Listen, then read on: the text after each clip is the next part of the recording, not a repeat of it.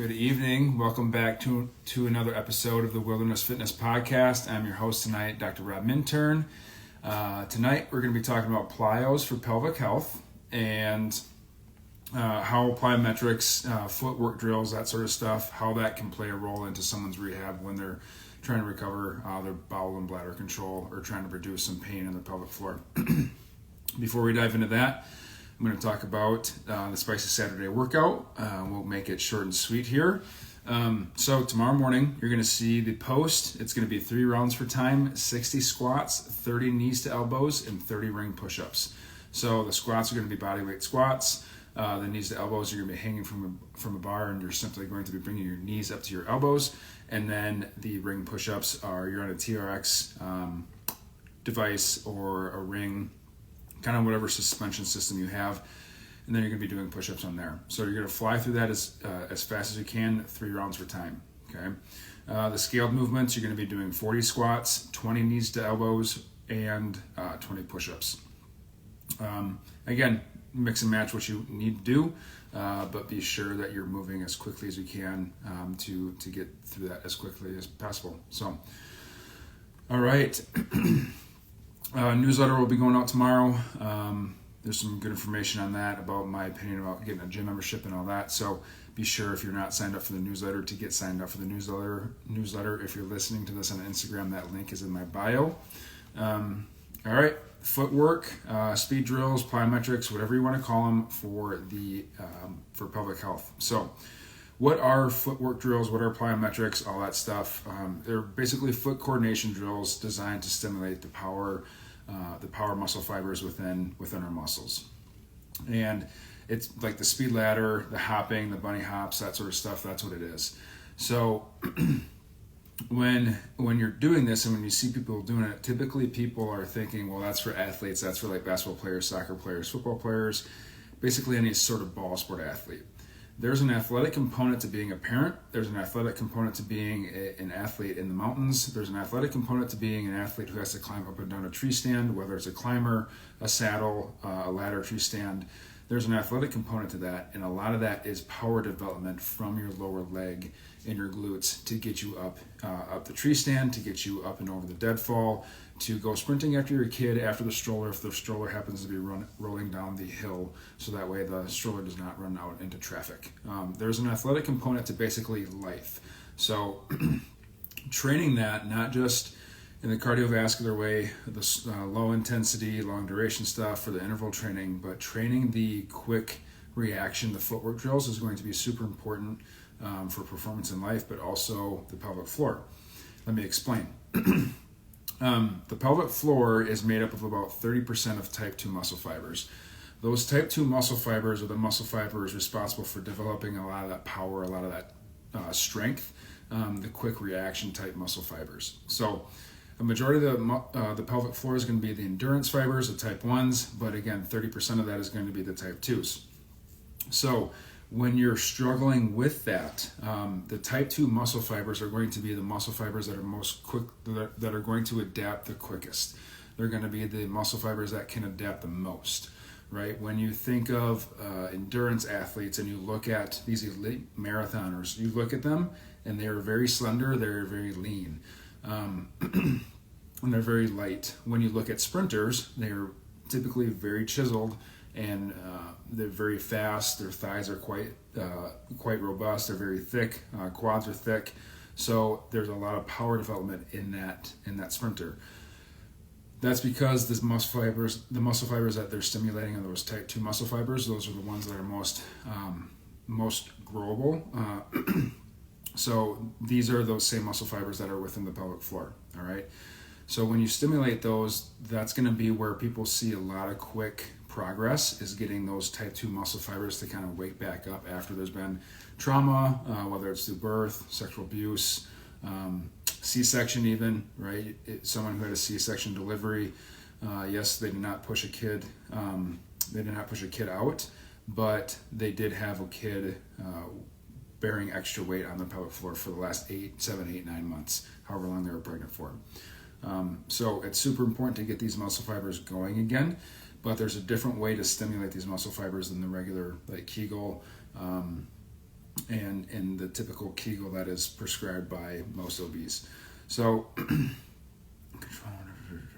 all right, with the Kegel, so let's talk about that. Typically, when I'm working with someone, I usually use 2 or 3 different types of Kegels. So, the standard Kegel, making sure that they're doing it correctly, so that way they're pulling up and away. But then we take that and progress that, right? Like typically you're not having issues while you're sitting down on a chair or while you're standing up doing the dishes, unless you cough, laugh, or sneeze. Typically you're doing something else where your brain is having to focus on the task at hand, so that way you get that done, but also it needs to be able to contract your pelvic floor. So when you do that, or when you're dual tasking or multitasking, it's sometimes too much input for your brain to try and get everything coordinated. That's why women can struggle with that. So with this power Kegel, or the quick flick Kegel that we'll talk about, that's the type of Kegel that I typically have folks do if they're having a hard time getting the bladder control when they're coughing, laughing, or sneezing. Okay, so if you're sitting there thinking about or listening to this podcast, try a quick flick. So you do, let's have you do like 5 in a row, where you do a Kegel, pull up and away, or up and in, and then relax it, up and in, relax it, up and in, and relax it, and do that 5 or 6 times really quickly in a row, and see if you're able to do that repetitively, and see if the contraction quality, like is the quality of the contraction the same on the first one as it is the last one. Are you able to contract it as quickly and as quickly and what's the word I'm looking for? As quickly and as hard as you did the first time compared to maybe that 6th time, or do you start to fall off? If you're falling off, that's a sign that those the type 2 muscle fibers, they don't have the endurance to maintain that power throughout the multiple Kegel contractions. So it's just something that you need to work on. So in terms of rehab, incorporating them into someone's rehab, it's more because of the pelvic floor being a very small muscle group, and you're not loading it up with a barbell, not like your quads or your glutes or your lats. If you're doing pull-ups, like you can load your pelvic floor up quite a bit as far as day to day. So I typically have women do this every single day, and the dose is usually around 4 to 5 sets of about 5 to 6 reps where they're doing very quick flicks, and they'll take a few minutes in between, and then they'll do it again where they do a few quick 5 or 6 quick flicks of the pelvic floor. The whole goal is to get it to contract very quickly, and then get it to relax very quickly, go right back into a contraction, right? You're trying to move as quick as you can through that set, take a few minute break, and then do it again. What you want to avoid when you're doing any sort of Kegels is doing Kegels all the time. I've worked with plenty of women that they'll do Kegels every time that they come to a stoplight, or every time they stop when they're driving. They'll crank out 10 or 15 Kegels, and if they're on a 15 or 20 minute commute through town, like they could be doing a ton of Kegels, right? So they're not necessarily working on the power aspect of the pelvic floor. They're more hitting the endurance aspect of the pelvic floor, and that's why they typically don't see progress, is because they're not getting those type 2 muscle fibers to really stimulate. As far as progression with the I got away from the original topic. With the plyometrics, it is something that we can incorporate daily as well. It's something that you don't have to do too many. With the plyometrics, it's as simple as maybe heel slams, like where your hands on the wall and you go up on your toes and you slam your heels down. Again, that's 4 to 5 sets, anywhere from 10 to 20 reps or 5 to 20 reps. It kind of depends on where you're starting to leak at, right? So that's the smaller side of the impact as far as the plyometrics go. It can expand all the way up to double unders. If you're a CrossFitter, you know what that is. If not, all it is you're jumping up and down, and you're getting the jump rope underneath your feet 2 times before you land again. That's what a double under is. There's a lot of space in between there as far as where women can have issues leaking. So the progression from heel slams all the way up to double unders, like that's a very big jump. So you've got to be mindful of that. Box jumps are in there as well. It's a good happy medium to go to progress to. The height of the box is something that you can change as well. So if you are doing well with heel slams, you can progress up to a box jump, maybe a 6-inch box. If that's doing well, then maybe a 12 or an 18-inch box. You've got to find your limit, right? If you're not going to the point with this power development and these plyometrics where you start to leak just a little bit, then you're not pushing it hard enough. You have to push it to the point where there is fatigue. And you know, when and the way to tell that there's fatigue in your pelvic floor is when you start to have your symptoms, whether it's the feeling of heaviness, whether it's the leaking. You have to push yourself into the point where you feel a little bit of that going on, and then that's where you take your break. A way to see progress, because you're going to take yourself to that point every single time, a way to see progress is to write down, are you doing 2 legs at a time? Are you doing 1 leg at a time? Are you doing, like, what's the height of the box? How many reps? How many sets did you do before you started to leak? Mark this stuff down so that way you can see the tangible progress, because like I said, you're going to take yourself to that point of quote unquote failure every time. So it can be frustrating because you experience that failure every time. I tell folks this with like ACL reconstruction or total knee replacement too. It's very similar to that, because and on the patient side of things, like when you go to stretch the knee, like it hurts every single time that you do it because you're trying to gain that range of motion back. So on a mental side of things, it's very hard to fathom the fact that you're actually making progress. But as a therapist, we see the progress because obviously they can bend their knee more. But as a patient, it's hard to see that progress because you experience that significant pain with the stretch every single time. So it's very tough to see that progress. Same thing with the plyometrics in the pelvic floor. Just make sure that you're writing down your numbers, your sets and your reps, and where you start to leak at, so that way you can see that progress. Let's see. Going back to the daily thing, you can definitely do plyometrics daily. It's totally okay to do. I started talking about the quick flick heat goals on the daily aspect, but you can definitely do some plyometric work every single day to overload the pelvic floor and make it adapt. Let's see.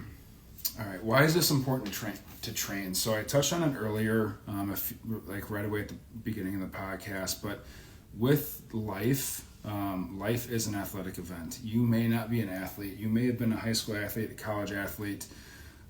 You may be someone who's very active in the mountains. But life in general is an athletic event. I was just talking about that with a patient today, that they're pretty much like they have a desk job. They play with their kids and grandkids. And so we were talking about the importance of weight training. And she didn't see it right away. And then I asked her a few questions about what she's able to do. And then we kind of tied it in on how weight training could help her, not dealing with the pelvic floor at all, but how weight training could help her. And she saw what I was talking about as far as training like an athlete. So the minute that you make that transition in your mind that you need to continue to train like an athlete, even though you're not training for a ball sport, is the minute that you're going to really start to see progress with your training, because now you have a different mindset as far as how hard you're going to push yourself. If you're doing the same workout over and over and over and over again, yes, it's good because you're staying active, but the body has already made its progression from the first 4 to 6, maybe 8 weeks. So you've got to continue to progress the stimulus and progress the training load, the duration, anything that you're really, like your parameters that you can manipulate. You have to modify those parameters all as your body is going to be done making progress. So you're no longer going to facilitate change and positive change. So again, you may not be a ball sport athlete, but there is an athletic component to being a mom. There's an athletic component to being a dad. There's an athletic component to being active in the mountains. And if you train in a way that facilitates that athleticism and that explosiveness, you're really going to reduce your injury overall, but it's also going to give you more pelvic floor control, tying it all back to the pelvic floor. It's also going to give you more pelvic floor control for the simple, mundane, like daily activities like picking up a box from the ground, or jumping down from the bleachers, or hopping across a creek, or hopping down from deadfall with a heavy pack, right? When you cinch that belt down, that extra abdominal pressure that belt creates when you have 75 pounds in your back after you kill an elk, like, are you struggling with leaking then? Because that is a pressure management component.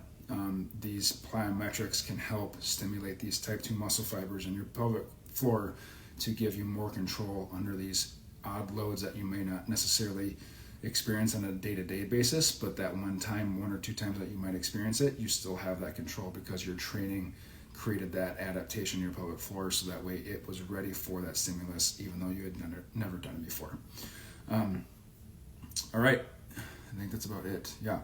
So if you guys have any questions, feel free to shoot me a message. Feel free to comment on this post. I'll leave this one up on Instagram. Or shoot me an email, info@wildernesspt.com. But this one will be posted tomorrow morning. The workout will be posted tomorrow morning. And if you guys could do me a huge favor, those of you who have been listening, or if you're brand new to the show too, and you've already found value in the show, I'm trying to get it to grow on Spotify and Apple Podcasts. So if you've made it to the end, either on Instagram or on one of those two podcast channels, if you could leave a review, and if you want to leave any words of encouragement or anything like that, you don't have to, but definitely a starred review, that would be greatly appreciated. So that way the podcast can start boosting up the ranks a little bit, and so that way it can reach a few more people. So if you guys like this episode, share it with some friends. Otherwise, have a great Friday evening and enjoy the weekend. Hopefully you're not in a spot that's going to get some wild weather, but if you're on the West Coast out in California, hopefully you're enjoying all this snow that is dropping in the Sierras. You guys take care, and we'll catch you next week.